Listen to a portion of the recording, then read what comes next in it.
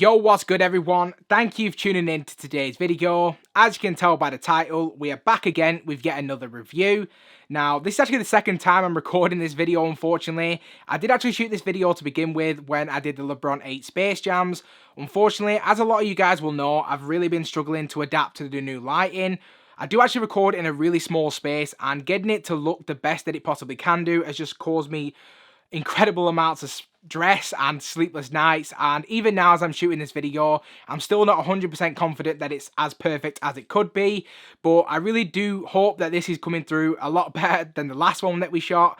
I do want to give a massive shout out to Life of a Broski because he actually gave me a lot of great lighting tips that I hope are actually going to make the whole experience of watching my videos a lot better. So a huge shout out to you.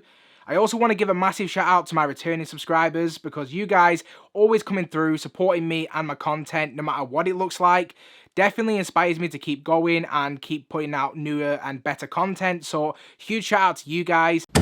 Thank you!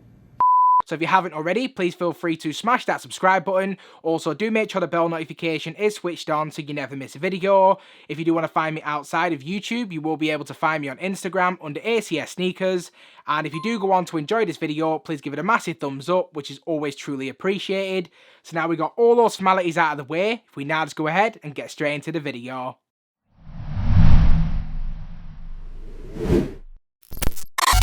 So first things first, before we dive into the shoes, let's just take a quick look at the shoe box.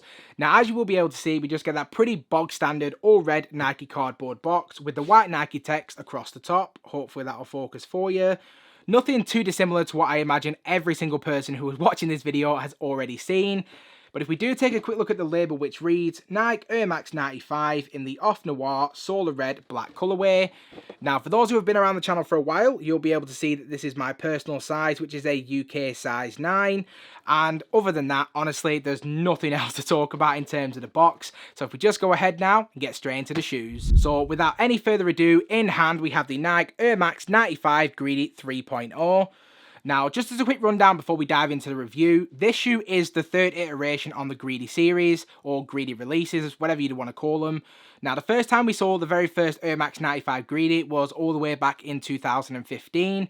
It then released 5 years later in 2020, which we also did review on this channel. I'm going to save you guys the hassle of actually looking for that video. It's definitely not worth your time because the quality of the video was straight trash. Now, the whole purpose of the Greedy releases, from what I can see and from my own personal opinion, is to actually show different popular Air Max 95s and just pretty much just put them all together. Not too dissimilar to the What The series as well. In this specific release, it's a little bit different and we'll get into all the differences throughout the actual video itself. And just like we always do, we'll be starting out with the uppers, we'll be then working our way down, and hopefully by the end of this video, help you guys decide if this is actually a shoe you want for your own personal collections. So if we go ahead and actually dive straight into the shoe to begin with, starting from the toes up. Now on the toe cap, we have this really nice off noir coloured suede material. Honestly, the suede on this shoe, very, very nice. A little bit different to your standard suede on the toe cap from what I've had in previous 95s. Really great soft texture to it, feels really plush and really premium. So in this area, zero complaints. So from there, if we then just work our way onto the sidewalls, now as you will be able to see, we have this almost gradient of greys. So at the very bottom, it starts the darkest, and then as we move up each individual layer, it starts to get a little bit lighter. Now the sidewalls have been decked out in this really nice premium suede material.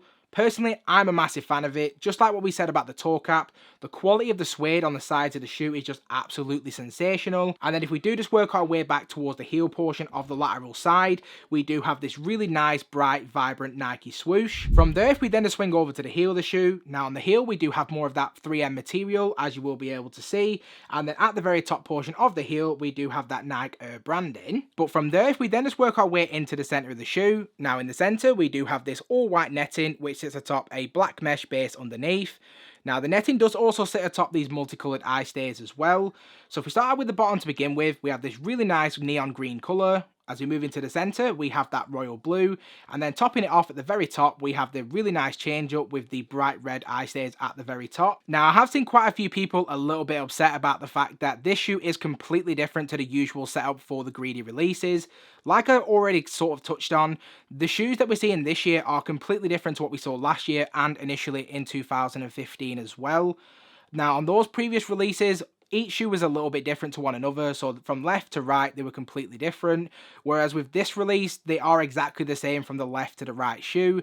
And arguably, you probably could say that this shoe is definitely a lot more wearable than the previous two releases as well. I'm not sure why they've gone a lot more refined with this shoe. Maybe it's because the other one from last year in particular did take quite a long time to actually sell out. And I do think in certain places there are still some sizes available. So maybe they went with this whole new aesthetic and new look to maybe move some more units. I'll never really know. I don't think a lot of us will really know why they decided to completely go off key with it and come up with a different concept. I'm definitely all for it though. The more laid back, more refined look makes this shoe a lot more wearable, makes it a lot easier to match up to a lot of other more versatile outfits as well. So for me at least, this was definitely a must cop shoe, and it's just something that I had to add to my own personal collection. So once again, absolutely no complaints from me. Now as you can see, weaving through the actual eye stays, we do have these white 3M laces. Now sitting atop the laces, we do have that traditional Y-shaped 3M overlay, and the laces do sit atop that white mesh base underneath. If we then just work our way up the laces to the top, to the very top of the tongue, we have this all white leather material, and in the center of the tongue itself, we do have that Air Max branding in that really nice grey, black and red colour. From there, if we then just work our way onto the inside of the shoe, now on the inside we do have this all white sock liner. I'm gonna be honest, I'm not a fan of white sock liners because they're just so easy to get dirty, whether that be from just general wear and tear, ink dye, dirty feet if you're that way out. There are just so many ways that you can actually mess this up and it just starts to look very dull very quickly. I'm not the biggest fan of it, like I say, but it's not a big enough reason for me to not actually buy the shoe. It's just kind of one of those things. But as we then continue to work our way even further inside the shoe, we do have this really nice red insole with the Nike Air Max branding. So when it actually does come to the sizing for this shoe, like I touched on at the start of the video, I always go true to size with a UK size 9. Now, if you're buying this for the very first time and you've never owned a pair of 95s before, I would highly recommend going to your local JD, Foot Locker, Size, whatever's the most local to you, trying out a regular pair of 95s because there's always so many readily available, and that way you can understand the best fit for you. But if you're looking to buy this as a gift for somebody, or if you don't really have an opportunity to actually go in store to try a pair out for yourself, I would just definitely recommend that you just go with a natural true to size fit, and I definitely do think that that will be the best outcome for you. But from there, if we then just work our way down to the midsole, as you will be able to see, we have a primarily black midsole with visible air towards the forefoot and heel.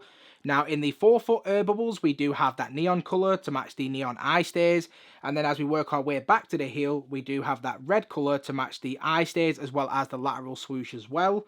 Really nice touch. But if we then switch over to the outsole of the shoe, now on the outsole we do have that pretty traditional all black rubber material, and then just underneath the heel and midfoot we have that 95 waveform done in that really nice red colour. And other than that, I think we've just about covered everything that's worth mentioning on this shoe, so if we now just go ahead and wrap up the video. So just to sum up, in terms of my overall opinion on the shoe itself, in terms of a rating, I'm going to give these a really solid 8 out of 10. Is this shoe going to win Shoe of the Year? Absolutely not. But you really can't complain when it comes to such a great shoe like the Air Max 95, especially in a colourway like this.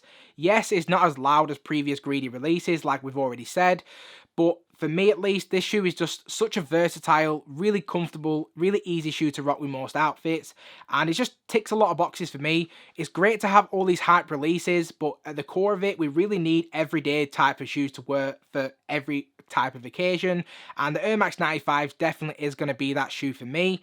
But I'd love to get your guys' opinions on it as well, so do make sure to leave me a comment in the comment section below. Is this a cop or is this a drop? Like I said, do make sure to leave me a comment, which I will make sure to respond to.